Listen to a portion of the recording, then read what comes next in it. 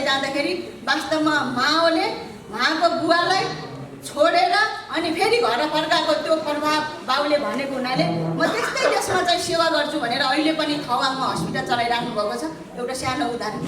त्यस्तो गर्दाखेरि समातिएका मान्छेहरूलाई पनि यिनीहरूलाई चाहिँ सही राम्रो व्यवहार गर्नुपर्छ। बन्दीहरूलाई अहिले त हाम्रो बन्दीलाई लात्ताले हानी के गर्ने गर्छ नि यो व्यवस्थामा त, तर राम्रो व्यवहार गर्नुपर्छ, रूपान्तरण गर्नुपर्छ, उनीहरूलाई सही ट्र्याकमा ल्याउनुपर्छ भन्ने माओले त्यो कसैलाई पनि हुँदैन। यो माओले भन्नुभएको कुरा हामीले त्यसलाई एकचोटि गरौँ त। यतिकै जनक्रान्तिको हामीले अध्ययन गरौँ, अनुसन्धान गरौँ, त्यसलाई लागू गरौँ, पार्टीभित्र पनि अनुसन्धान गरौँ। अहिले हाम्रो कस्तो छ भन्दा पार्टीभित्र भएको कुरा चाहिँ अनुसन्धानै गरेको छैन। तँलाई एउटा कोहीले यसो भनेर भन्यो भने फेसबुकमा हाल्छ नि, फलानाले मलाई गाली गरेर भन्छ नि हाल्छ नि। यस्तो तरिकाले क्रान्ति हुन्न साथी हो। त्यसो गर्दाखेरि हरेक no right to speak without any investigation भन्छ नि।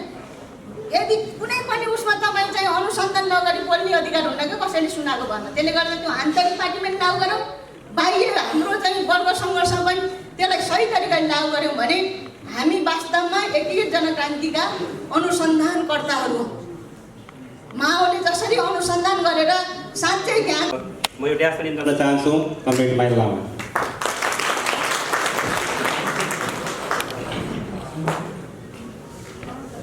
एकजना जिल्ला पार्टी सल्लाहकार समितिका कमरेडहरू र आजको कार्यक्रममा सहभागी हाम्रो काठमाडौँ जिल्ला पार्टीका विभिन्न जबसका तपाईँ सम्पूर्ण नेतृत्व कमरेडहरू र सबै सहभागी महानुभावहरूमा म न्यानो अभिवादन पेश गर्न चाहन्छु।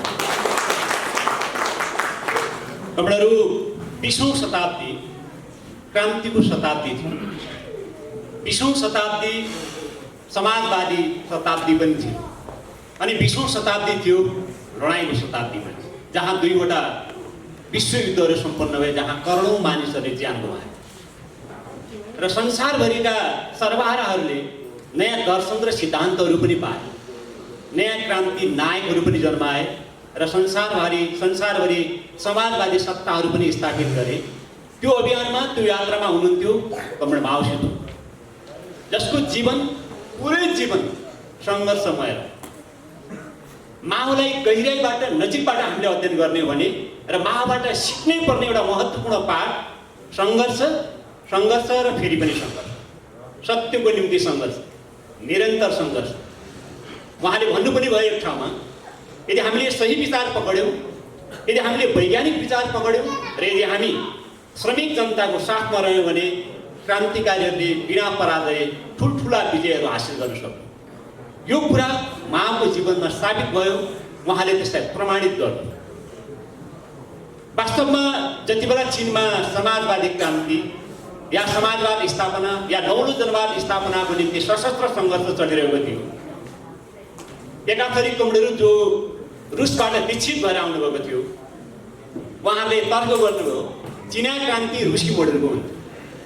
उहाँहरूले एक हिसाबले यान्त्रिकीकरण या अन्धानुकरण गर्ने कोसिस गर्नुभयो। रुसी तरिकाबाट लड्यो भने मात्र चीनमा नौलो जनवाद आउँछ, अन्यथा चीना क्रान्ति सफल हुन सक्दैन।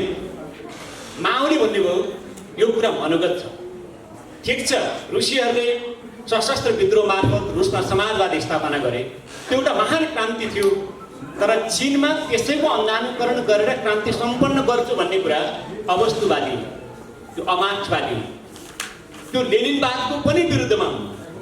र माओले भन्नुभयो चीना क्रान्ति सशस्त्र विद्रोहको मोडेलमा होइन, दीर्घकालीन जनयुद्धको मोडेलमा हो। दीर्घकालीन जनयुद्धको तरिकाले मात्रै रुसी क्रान्तिलाई सम्पन्न गर्न सकिन्छ, चीना क्रान्तिलाई सम्पन्न गर्न सकिन्छ, चीना प्रतिक्रियावादी वर्गलाई परास्त गर्न सकिन्छ। बहुसङ्ख्यक किसानहरूले भरिएको देशमा, किसान बाहुल्य रहेको देशमा बहुसङ्ख्यक किसानहरूलाई पार्टी क्रान्ति र आन्दोलनमा समावेश नगरिकन चीना क्रान्ति सम्पन्न गर्ने कुरा मूर्खता पनि हुन्छ। माओले यो तर्क गर्नुहुँदा उहाँलाई अपमानित गर्यो, अपहेलित गर्यो। माओलाई भन्यो तिमी गँवार, हामी त रुसमा पढेर आएका, हामीले रुसी क्रान्ति हेरेर आएका, तिम्रो यो तर्क गँवारको तर्क हो, तिम्रो यो तर्क युद्धवादी तर्क हो, तिम्रो यो तर्कले चीनमा क्रान्तिसम्म हुन सक्दैन। कमरेड भर्खर कमरेड आस्थाले पनि चर्चा गर्नुभयो, तर माओ आफ्नो तर्कमा अडिग हुनुभयो। उहाँहरूले गर्नुभएका कुरा पनि सुन्नुभयो, तर्क पनि सुन्नुभयो र त्यसको विरुद्ध निरन्तर सङ्घर्ष गर्नु। लिलिसानहरू र वाङमिङहरू अझ जति बेला लङ मार्च चल्दै थियो, चाङको थाहा युद्ध मैदानबाट भाग्यो घोषणा गर्दै क्रान्ति सम्भव छैन। हजारौँ जनमुक्ति सेनालाई पछाडितिर फर्काएर अन्ततः चाङको थाहा कोमिङताङका नायक या तत्कालीन चिनिया प्रतिक्रान्तिकारी सत्ताका प्रमुख चाङकाई सेकको सल्लाहकार भए। आज हामी बाबुरामको अनुहार त्यस्तै पाउँछौँ। प्रचण्डलाई त्यसो भन्दा अतिशयोक्ति हुँदैन। बादलहरूलाई चाङको थाउको बाटोमा हिँड्यो भन्दा अतिशयोक्ति हुँदैन। क्रान्ति असम्भव छ भन्दै भागेका उनीहरूले अन्ततः जनयुद्धलाई आतङ्कवादी देख्ने र जनयुद्धको गला भेट्नको निम्ति भीषण दमन चलाउने शेरबहादुर देउबाहरूसँग गला जोड्न पुगे। केपी ओलीहरूसँग हातेमालो गर्न पुगे र संसदीय सत्ताको हतियार बन्न पुगे। प्रचण्ड, बाबुराम र बादलहरू चाङको थाउ चाङकाई सेकको सल्लाहकार बन्न पुगे जस्तो। अन्ततः चाङकाई सेक पनि पराजित भएर चाङको थाउहरू पनि पराजित भए। लिलिसान र वाङमिङहरू जसले माओलाई गँवार साबित गर्न चाहेका थिए र चीनमा माओका तर्कहरूलाई खारेज गर्दै उनीमाथि कारबाहीको डन्डा बर्साएका थिए, उनीहरू पनि पराजित भए र माओ विजयी भयो र चीनमा 9 जना। यो पाटोबाट तपाईँले हेर्नुभयो भने माओ सेतुङको जीवन पार्टीको नेतृत्वमा क्रान्ति अगाडि बढ्दै गयो। पार्टीभित्रका घडान मानिएका, बलिया भनिएका र अग्रज मानिएका नेताहरूको कोपभाजनको शिकार बन्नु परेको थियो। पार्टीभित्र विचारधारात्मक हिसाबले चलेको सङ्घर्षमा माओले निर्मम दमनको सामना गर्नु परेको थियो। तर माओ झुक्नु भएन, माओ बोल्नु भएन र माओको मान्यता थियो मार्क्सवादलाई, लेनिनवादलाई सृजनात्मक ढङ्गले आफ्नो देशको परिस्थितिमा आफ्नै तरिकाले विकास गर्नुपर्छ र प्रयोग गर्नुपर्छ। जुन तर्कसँग लिलिसानहरू, सन्तिसीहरू या वाङिङहरू सहमत थिएन। यसरी हेर्दा माओको पार्टी जीवन या पार्टीको आन्तरिक जीवनमा उहाँले निरन्तर सङ्घर्षमा आफूलाई समर्पित गर्नुभयो र आफू सफल पनि भयो। चिया क्रान्ति कति भयावह थियो, 28 वर्षको लडाइँ यसो कल्पना गर्दा कति कहाली लाग्दथ्यो। हामी इतिहासहरू हेर्दा या हामीले चिया क्रान्तिलाई आधार मानेर खडा गरेका डकुमेन्ट्री र फिल्महरू हेर्दा अनुभूत गर्न सक्छौँ। माओ धेरै बार मृत्युको मुखमा पुग्नु भएको थियो। छङ छाङ फङ जो माओका अर्दली थिए, अन्धलङमा चेयरम्यान माओ भन्ने एउटा आफ्नो संस्मरणात्मक पुस्तकमा उनले एउटा यस्तो भयङ्कर दृश्य चित्रित गरेका छन्। जति बेला लङमार्च चलिरहेको थियो, चाङकाई सेकका लडाकु विमानहरूले आकाशबाट बम बस्ताइरहेको थियो, एउटा बम माओको छेउमा यसरी खस्यो। फङले लेखेका छन्, म बिउजिँदा माओको छेउमा उभिएका एकजना अङ्गरक्षी मरिसकेका रहे। माओ धुलो टकटकाउँदै लडखडाउँदै उठिराख्नु भएको थियो। म धुरुक्क उठेर कम्न माओलाई समातेँ। मलाई लागेको थियो माओ पनि कतै बित्नु भयो कि या चाङकाई सेकको बम हमलामा मारिनु भयो कि। उनले यो भावलाई, उनले यो अनुभूतिलाई यसरी चित्रण गरेका छन्। सायद तपाईँ धेरैले अध्ययन गर्नुभएको हुनुपर्छ। पढ्दै जाँदा हाम्रो आङ चिरिङ्ग भएर आयो। एकपटक माओ गिरफ्तारीमा पर्नु भएर उहाँलाई मार्न लगिँदै थियो। संयोगले बाँच्नुभयो। साहसपूर्वक, दृढतापूर्वक दुश्मनको प्रतिवाद गर्नुभयो र खरबारीभित्र हराउनु र माओ क्रान्तिको नेतृत्व गर्न सफल हुनुभयो। नेपालको वर्ग सङ्घर्षमा प्रचण्डहरू, मुस्किलले बाबुरामहरू 8-10 महिना नेपालमा बसे। लामो समय भारतका गल्लीहरूमा विस्तारवादको तलवार चाड्दै उनीहरूले यहाँका क्रान्तिकारी युवाहरूलाई मर्ने आदेश दिए, लडाइँमा अगाडि बढ्ने आह्वान गरे।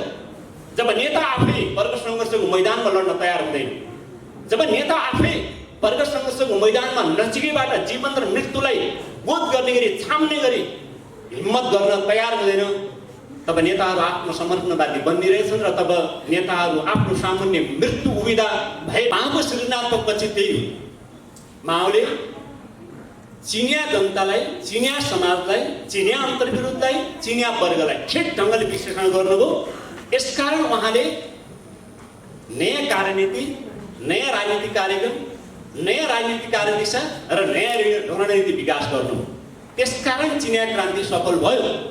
अन्यथा कारण माओले सृजनात्मक ढङ्गले मार्क्सवाद, लेनिनवादको विकास गर्न नसकेको भए लिलिसान र वाङमिङहरूले तर्क गरे चाहिँ रुसी स्टाइलमा क्रान्तिलाई सम्पन्न गर्छौँ हामी भन्दै गाउँमा हजारौँ लाखौँ युवालाई ट्रेन गर्ने, मेट्राइज गर्ने, फौजीकृत गर्ने अनि साङ्घाई, ग्वाङ्जाउ लगायतका ठुला सहरमा लड्न पठाउने र बत्तीमा पुतली लगेर घुमेरै हजारौँ लाखौँ जनमुक्ति सेनालाई त्यही स्वाहा पार्ने जो लिली र लिलेसान र वाङमिङहरूको तरिका थियो, त्यो तरिकाको विरुद्ध माओले निर्धक्कसँग र दृढतापूर्वक नलडेको भए या सृजनात्मक ढङ्गले चिने क्रान्तिलाई अगाडि बढाउने हिम्मत नगर्नु भएको भए मलाई लाग्छ आज चीन कहाँ हुन्थ्यो भन्न सकिन्छ।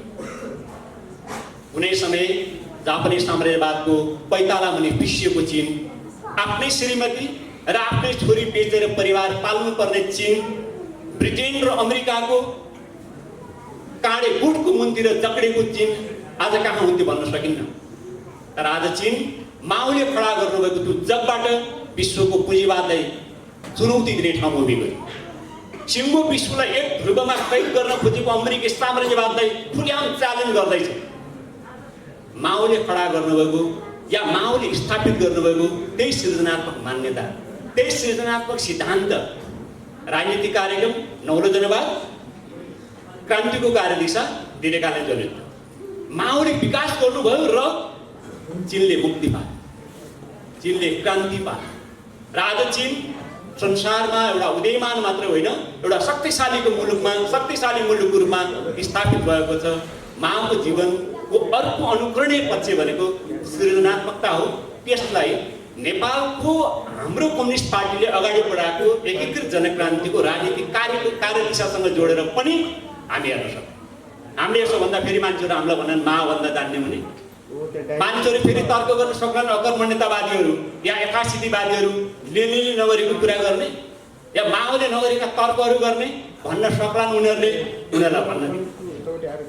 नेपालको क्रान्तिको सन्दर्भमा पनि एकीकृत जनक्रान्ति जसरी अगाडि आयो या यस्तै नयाँ नयाँ विषयहरूलाई जसरी खोज र अनुसन्धान गर्दै अगाडि बढेको छ, हामीलाई विश्वास छ एकीकृत जनक्रान्तिको कार्यदिशाले नै नेपालमा क्रान्तिलाई सम्पन्न गर्न सक्छ, नेपाली जनतालाई मुक्ति दिन सक्छ र नेपालमा मात्र होइन संसारभरिका कम्युनिस्ट क्रान्तिकारीहरूको निम्ति नयाँ दर्शन र सिद्धान्त एकीकृत जनक्रान्तिको कार्यदिशाका सर्जकहरू या चिन्तकहरू या नेताहरूले दिनेछन् विश्वभरिका कम्युनिस्ट क्रान्तिकारीहरू। किनभने जति बेला माओले नौलो जनवादको कुरा गर्नुभयो र दीर्घकालीन जनयुद्धको कार्यदिशा अगाडि बढाउनु भयो, सायद तपाईँले लेनिनको एउटा पत्रकार टोलीसँगको अन्तर्वार्ता पनि यहाँनिर स्मरणीय छ।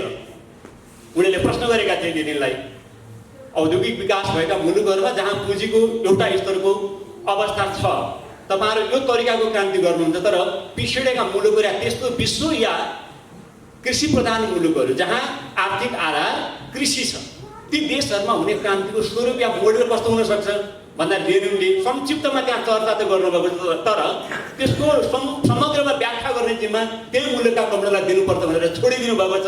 त्यसको जवाफ माओले दिनुभयो र माओले अगाडि सार्नुभएको कार्यदिशा पछाडि संसारभरिका थुप्रै देशहरूमा क्रान्तिहरू सम्पन्न भए। हामीले पनि 10 वर्षको जनयुद्ध माओले विकास गर्नुभएको कार्यदिशाकै आधारमा लड्यौँ। हाम्रा केही आफ्ना विशेषताहरू थिए, केही मौलिकताहरू थिए, तर माओले विकास गर्नुभएको कार्यदिशाकै जगमा पेरु लड्यो, फिलिपिन्स लड्यो, टर्की लड्यो, भारत आज पनि लडिरहेको छ, श्रीलङ्का लगायतका थुप्रै देशहरूमा कोसिसहरू भए। तर आज हामी माओभन्दा धेरै अगाडि बढिसकेका छौँ। त्यसकारणले आजका कम्युनिस्टहरू पनि सृजनशील हुन सक्छ। मैले यो अर्थमा माओको सृजनात्मक पक्षको चर्चा गर्न खोजेको। अब संक्षिप्तमा आज हामीसँग हाम्रो कार्यक्रमका प्रमुख अतिथि हुनुहुन्छ र यो कार्यक्रममा हामीले तपाईँहरूलाई माओको योगदानहरूको बारेमा चर्चा गर्ने कुरा मात्र होइन, हाम्रो पक्षलाई विकसित गर्ने पनि उद्देश्य हो आजको हाम्रो कार्यक्रम। र मैले छोटोमा भन्न चाहे माओ एकजना सरल व्यक्तित्व, किसान र मजदुरहरूसँग सहजै घुलमिल हुन सक्ने व्यक्तित्व, एकजना त्यस्ता नेता या नायक या चिन्तक या अर्थविद या सैन्य रणनीतिज्ञ जो सरल तरिकाले सिपाहीहरू सँगसँगै घुलमिल हुन सक्ने मान्छे, सहजतापूर्वक गाउँका दुखीहरूसँग गरिबहरूसँग उनको मन जित्ने गरी मिल्न सक्ने मान्छे।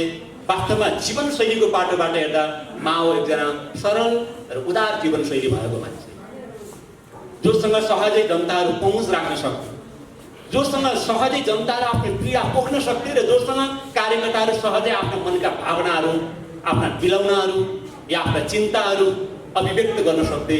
माओ त्यस्ता एकजना सरल जीवनशैली भएका कार्यकर्ता र जनताको मन र भावनालाई छिट्टै बुझ्ने र तिनका अप्ठ्याराहरूलाई सम्बोधन गर्ने तत्कालै यो सोच क्षमता खुबी भएका एकजना आदर्श नेता पनि थिए।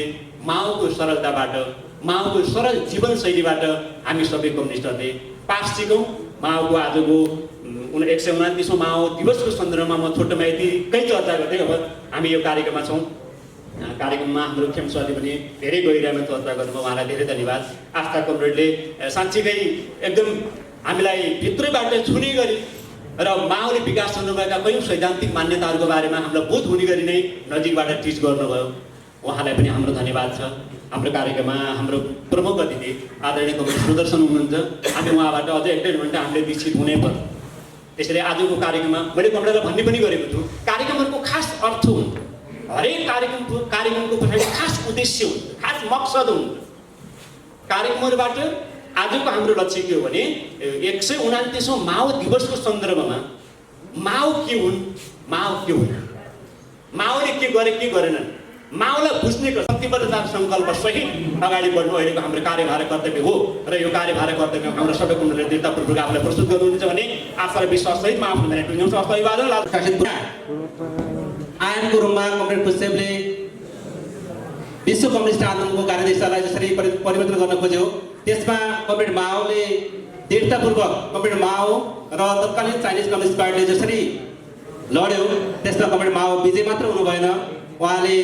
उहाँको विजयभन्दा पछाडि माओले भन्नुभयो चाहिँ तत्कालीन रसियामा कमरेड खुसेबको सत्ताको अन्त्य मात्र भएन, समग्र सोभियत सत्ताको विघटन पनि भयो। म मन्तव्यको क्रम जान चाहन्छु। मन्तव्यको निमित्त हाम्रो गौरवशाली तथा जनप्रिय पार्टी नेपाल कम्युनिस्ट पार्टीका केन्द्रीय सचिवालय सदस्य तथा आजको यस कार्यक्रमका प्रमुख अतिथि हाम्रो पार्टीका दार्शनिक कमरेड हेमन्त प्रकाश ओली, कमरेड सुदर्शनलाई मञ्चमा निम्ताउन चाहन्छु। Comrade Hemant Prakash Oli Sudarshan.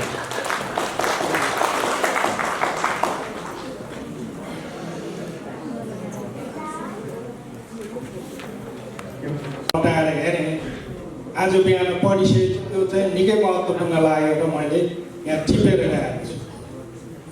We must study Lenin and be courageous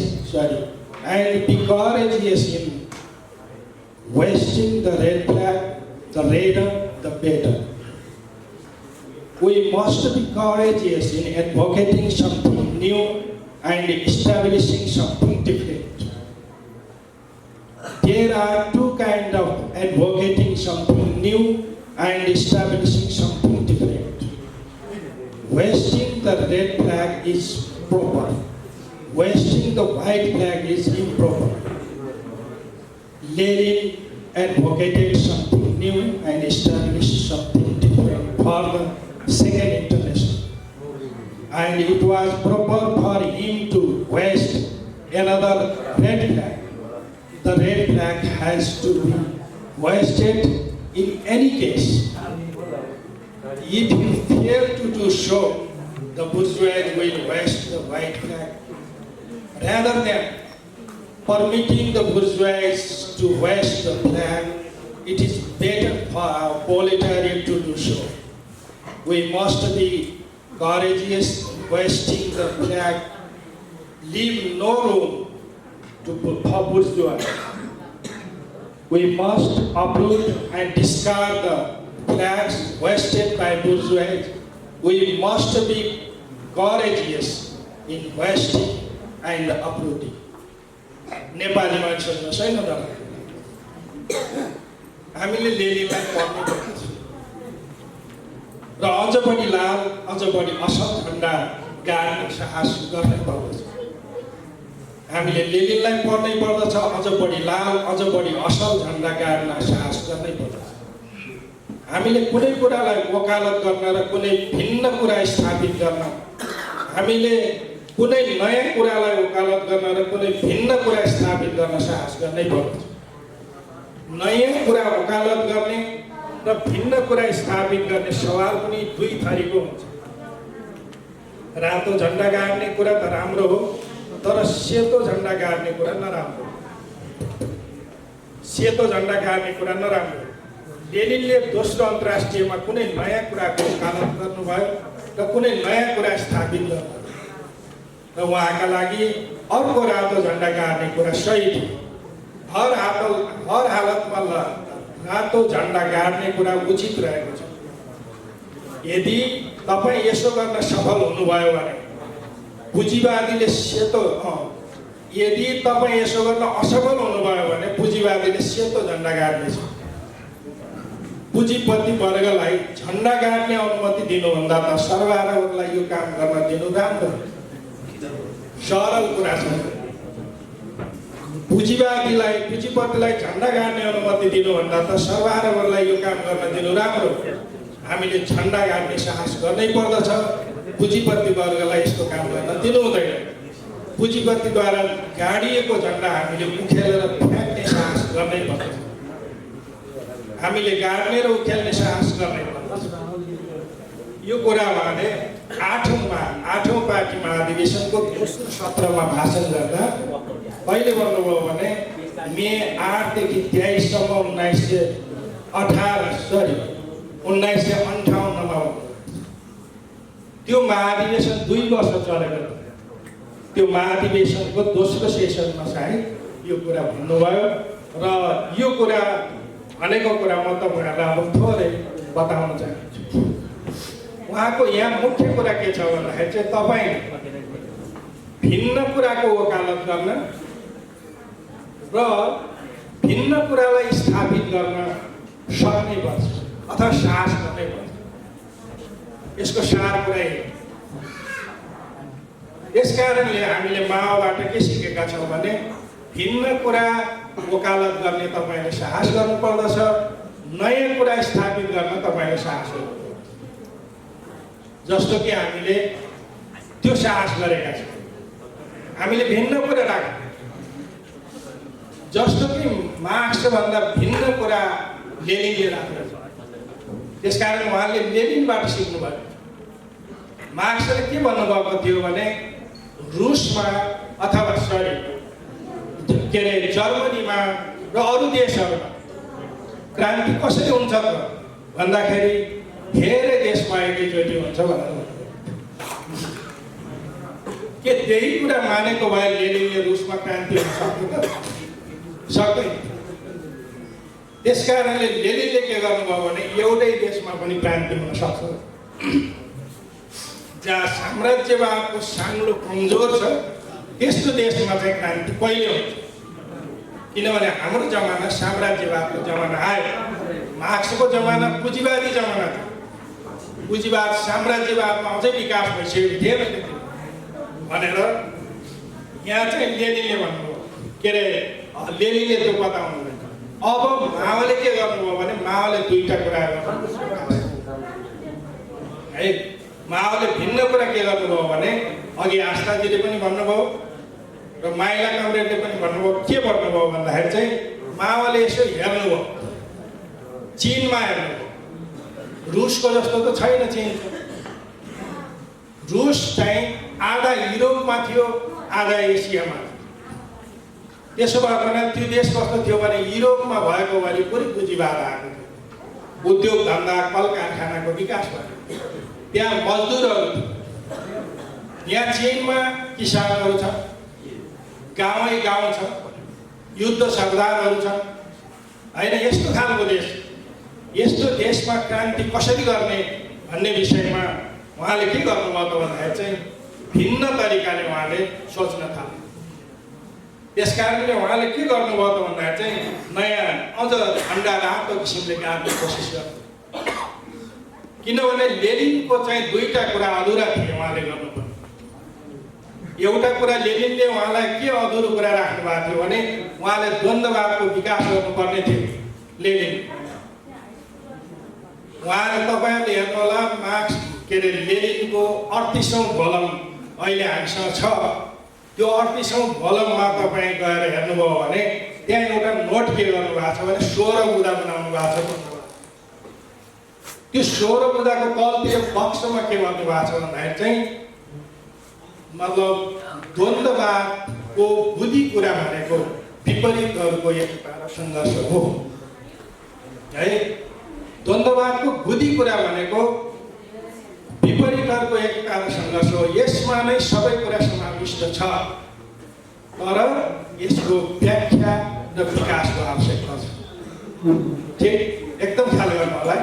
लेनिनले के भन्नुभयो भने द्वन्द्ववादको विकास गर्न चाहेर उहाँले 1914 र 1916 2 वर्ष छुट्टी लिएर उहाँ ठुलो अध्ययन गर्दै हुनुहुन्थ्यो र द्वन्द्ववादबारे छुट्टै किताब लेख्दै हुनुहुन्थ्यो होइन। तर त्यहाँ उहाँले 16 बुँदा टिप्पणी गर्नुभयो। सबै लेखकहरूका जो भौतिकवादीहरू छन्, जो द्वन्द्ववादीहरू छन्, तिनीहरूको बारेमा चर्चा परिचर्चा गर्दै गएर लास्टमा 16 बुँदा बनाउनुभयो। द्वन्द्ववादमा मुख्य नियम भनेको 3टा नियम जो छन्, त्यो 3टा नियममा मुख्य नियम के हो भन्दाखेरि चाहिँ विपरीतहरूको एकता र सङ्घर्ष नै हो। तर यसको व्याख्या र विकासको आवश्यकता छ भनेर दर्शनमा यो कुरा लेनिनले छोडेर जानुभएको थियो। 14 भइसकेपछि चाहिँ 16 भइसकेपछि 17मा क्रान्ति गर्नुपर्ने भइहाल्यो। उहाँ क्रान्तिमा लाग्नुभयो। त्यसपछि चाहिँ त्यो सत्ता कसरी टिकाउने, त्यहाँ कसरी सङ्घर्ष गर्ने, पार्टीभित्रका अवसरवादीहरूका विरुद्ध कसरी लड्ने भन्दै लेनिनलाई गोली लाग्यो। 19मा आएर चाहिँ काप्लान भन्ने पार्टीभित्रकै एकजना महिला गोली हान्यो होइन, काप्लान भन्ने महिलाले। त्यसपछि उहाँ चाहिँ असाध्यै घाइते हुनुभयो। तथापि उहाँको हातमा गोली लागेको थियो। त्यो सञ्च त भयो, तर चाहिँ धेरै दिन उहाँ टिक्न सक्नु भएन। त्यो स्थिति थियो एक। त्यस कारणले उहाँले त्यो एउटा कार्यभार बाँकी थियो लेनिन। नम्बर 2, अर्को कार्यभार अघि माइला लामाले यहाँ सम्झाउनु भएको थियो, तपाईँहरूले कतिको ख्याल गर्नुभयो कि यो पूर्वका देशहरूमा क्रान्ति कसरी गर्ने भन्ने प्रश्न दोस्रो इन्टरनेसनल, सरी तेस्रो इन्टरनेसनल त बनिसकेको थिएन, दोस्रो इन्टरनेसनलमा हो क्या सायद त्यति बेला चाहिँ, अथवा रुसमा क्रान्ति भइसकेपछि रुसमा पूर्वीय देशहरूको एउटा सम्मेलनमा लेनिनले के भन्नुभएको थियो भनेदेखि चाहिँ यहाँ क्रान्ति कसरी गर्ने, कमरेड तपाईँले त आफ्नो देशमा क्रान्ति गर्नुभयो, यहाँ हामीले क्रान्ति कसरी गर्ने भनेर चाहिँ उहाँलाई सोधिएको थियो। अथवा पूर्वका हामीतिरका कमरेडहरूले चाहिँ सोध्नु भएको थियो। त्यसमा माओ सेतुङ पनि। यस बेला उहाँले लिखित भाषण दिँदै के भन्नुभएको थियो भने यो पूर्वका देशहरूमा क्रान्ति कसरी गर्ने भन्ने कुरा कुनै पनि कम्युनिस्ट किताबमा लेखिएको छैन। यसलाई रुसमा भएको क्रान्तिबाट चाहिँ सहयोग लिँदै त्यहीँकै कम्युनिस्टहरूले जहाँ किसानहरूको बाहुल्यता छ त्यस्तो देशका कमरेडहरूले आफै सुरु गर्नुपर्दछ अथवा आफै त्यसको हल गर्नुपर्दछ अथवा त्यो प्रश्नको जवाब आफै दिनुपर्दछ भनेर यो आउँछ। त्यसका विरुद्ध लड्दाखेरि साम्राज्यवाद पनि सँगसँगै आउँछ भनेर त्यसलाई पराजित गर्नु हो। यो महत्त्वपूर्ण थियो। माओले चिनिया समाजमा वर्ग विश्लेषण गरेर चिनिया समाजमा त्यसलाई लागू गर्नु र त्यहाँ के भयो त भन्दाखेरि चाहिँ तपाईको नयाँ जनवादी क्रान्ति सम्पन्न भयो र वास्तवमा उहाँले 1949मा नै तिएनएनमेन चौकबाट समाजवाद नै घोषणा गर्नुभयो। त्यसलाई अझै नयाँ जनवादी क्रान्ति भनिराख्नु, अझै अघि बढौँ, अझै पुँजीवादी क्रान्ति गर्नु छ भनेर भनेको त देवी साउपिङ र चाहिँ लिउ साउचिङले। त्यसैले म यहाँलाई के स्मरण गराउन चाहन्छु भन्दाखेरि चाहिँ यो कुरा उहाँले गर्नुभयो र साँच्चै उहाँले चाहिँ अझ राम्रो झन्डा गाड्नुभयो र उहाँले नयाँ चिजको वकालत गर्नुभयो र चाहिँ उहाँले नयाँ कुरालाई स्थापित, भिन्न कुरालाई स्थापित, नयाँ चिजलाई स्थापित के अरे वकालत गर्नुभयो र भिन्न चिजलाई स्थापित गर्नु। यो कुरा चाहिँ तपाईँहरूले हेक्कामा राख्नुपर्दछ र माओको सबभन्दा ठुलो योगदान भनेको चाहिँ मतलब त्यसलाई प्र्याग्मेटिस्ट ढङ्गले होइन, जडसूत्रीय ढङ्गले होइन कि तपाईँको चाहिँ त्यसलाई सृजनशील ढङ्गले चाहिँ मार्क्सवाद लागू हुन्छ। किनभने उहाँले के व्याख्या गर्नुभयो भने मार्क्सले कहिल्यै पनि हाम्रो सिद्धान्त जडसूत्र होइन भन्नुभएको छ। जहिले पनि हाम्रो सिद्धान्त जडसूत्र होइन, बरु कार्यमा पथप्रदर्शक हो भनेर मार्क्सले यसरी भन्नुभएको छ भनेर यो कुरा गर्नुभयो। अब उहाँले के पनि गर्नुभयो भने यो चाहिँ वर्ग सङ्घर्ष बिनाको चाहिँ दर्शनले काम हुँदैन।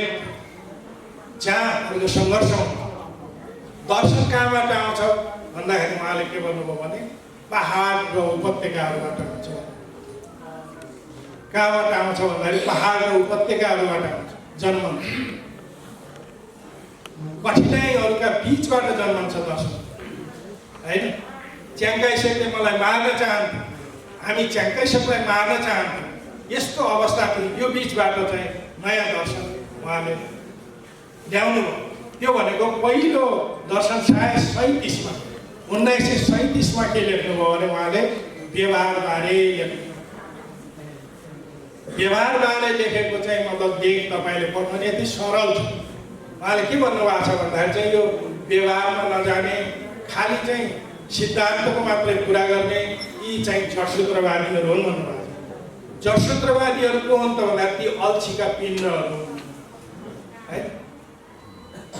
जडसूत्रवादीहरू को हुन् भन्दाखेरि जो अल्छीका पिण्ड, जसले नयाँ गर्न चाहँदैन, जसले के अरे व्यवहारमा जान चाहँदैन, खालि सिद्धान्त फलाक्दै हिँडिरहेको छ भनेर भन्नुभएको छ। त्यसैले गर्दाखेरि चाहिँ उहाँले व्यवहारलाई नै ज्ञानको स्रोत ठान्नु। सिद्धान्त कहाँबाट आउँछ भने 3 कुराबाट आउँछ। उत्पादनका लागि सङ्घर्ष, वर्ग सङ्घर्ष र वैज्ञानिक प्रयोग, 3 कुराबाट ज्ञान आउँछ, सिद्धान्त आउँछ। उहाँले यो बताउनु। त्यस कारणले उहाँले सूत्रीकरण के गर्नुभयो भने नलेज कसरी हुन्छ भन्दाखेरि चाहिँ व्यवहार, ज्ञान, व्यवहार। तपाईँले चाहिँ पहिला व्यवहारमा जानुहुन्छ, मान्छे पहिला व्यवहारमा गयो, त्यसपछि ज्ञान प्राप्त गर्यो, होइन? मान्छेलाई पहिला सिस्नोले चिन्छ कि चिन्दैन भन्ने थाहा छैन, होइन? मान्छे हिँड्दै जाँदा सिस्नोले चिन्यो, अनि सिस्नोले चिन्छ भन्ने ज्ञान त त्यसपछि प्राप्त भयो नि। जब सिस्नोले चिन्यो त्यसपछि व्यवहारमा उसले के गर्यो भने सिस्नो कहाँ गयो, अथवा सिस्नो चिन्नु पऱ्यो भने अरू औजारको प्रयोग गर्यो भने हातको प्रयोग गरेन, किनभने छालाको स्पर्शमा त्यसले चिन्छ भन्ने थाहा भयो, बोल्छ भन्ने थाहा भयो। ज्ञान यसरी प्राप्त हुन्छ। त्यति मात्र होइन, सिस्नोले चिन्छ भन्ने कुरालाई पनि के कारणले चिन्छ भन्ने पत्ता लाग्यो, त्यसमा मिठाई क्याप्सिन हुन्छ भन्ने कुरा पत्ता लाग्यो। यो चाहिँ बुद्धिसँग ज्ञान हो। त्यसैले म यहाँलाई के भन्न चाहन्छु भने पहिलो अब दर्शनमा उहाँले गरेको कुरा के हो भने व्यवहार, ज्ञान, व्यवहार, यो तरिकाले नै अगाडि बढ्नुपर्छ, होइन? तपाईँले चाहिँ कुनै ज्ञान प्राप्त गर्नुभयो व्यवहारबाट, पढ्ने भने होइन व्यवहार गर्ने, पुस्तक पढ्ने भने व्यवहार गर्ने, त्यसबाट तपाईँले ज्ञान प्राप्त गर्नु, त्यसलाई चाहिँ व्यवहारमा लागु गर्नु। सङ्गठन यसरी बनाउनुपर्छ। माओले चाहिँ के अरे एनाङ गोष्ठीमा प्रवचनबारे भन्ने लेख्नु भएको छ। यसमा के भन्नुभएको छ उहाँले भन्दाखेरि चाहिँ कम्युनिस्ट पार्टीमा, होइन, मानिसहरू सङ्गठनात्मक रूपले मात्रै सङ्गठित हुनु हुँदैन, विचारधारात्मक रूपले पनि सङ्गठित हुनुपर्छ भन्नुभएको छ। तर मान्छेहरूले त्यो पढेर चाहिँ के गर्दैनन् भने लागु गर्दैन, होइन? सङ्गठनमा राख्ने भने कस्तो बुझ्छौँ हामी भन्दाखेरि चाहिँ यसो समर्थन गर्यो, ठ्याक्क चाहिँ कम्युनिस्ट पार्टीमा राखिहाल्छ, लेबी तिर्यो राखिहाल्छ। यस्तो हुँदैन। जब ऊ चाहिँ विचारधारात्मक रूपले प्रतिबद्ध हुँदैन अथवा मार्क्सवाद, लेनिनवाद, माओवादको सामान्य ज्ञान प्राप्त गर्दैन, तबसम्म त्यो चाहिँ कम्युनिस्ट पार्टीको सदस्य हुँदैन। त्यो जनवर्गीय सङ्गठनको सदस्य हुन सक्छ अहिले चाहिँ त्यो समर्थकहरू, होइन? त्यसैले कम्युनिस्ट पार्टीमा एउटा समर्थक र अर्को चाहिँ नसमर्थक भन्ने हुँदैन। अहिले बुर्जुवाले बनाउँछ नि पार्टी सदस्य, त्यो चुनावी एउटै मात्र सदस्य कम्युनिस्ट पार्टीको सदस्य, होइन? त्यसरी चाहिँ हामी जानुपर्छ। त्यसैले गर्दाखेरि चाहिँ माओबाट सिक्ने कुरा यो, माओले पहिलो कुरा व्यवहार सिद्धान्त, व्यवहारको चाहिँ ज्ञान सिद्धान्त पहिला मतलब सूत्रीकरण गर्नु। नम्बर 2, माओले के गर्नुभयो भन्दाखेरि चाहिँ दर्शनमा विपरीतहरूको एकता र सङ्घर्ष नै मुख्य कुरा हो भन्ने चाहिँ लेनिनको कुरालाई अझ बढी व्याख्या गर्नुभयो र त्यसलाई 6 बुँदामा व्याख्या। तर यहाँ अहिले मैले यहाँ बताउन खोजेको कुरा के हो भने माओको कुरालाई आज हामीले समातेका छौँ, होइन? हामीले चाहिँ खबाङ महाधिवेशनमा केही दार्शनिक कुराहरू बारेमा पनि छलफल गरेका छौँ र त्यहाँ सस्पेन्सन गरेका छौँ। यो सन्दर्भमा बताउनु पर्यो। सस्पेन्सन के गरेका छौँ भने माओले 6वटा बुँदामा दुईटा बुँदा के भन्नुभएको छ भने अन्तर्विरोधबारे भन्ने चाहिँ तपाईँले हेर्नुभयो भने त्यहाँ 6वटा बुँदाको व्याख्या छ।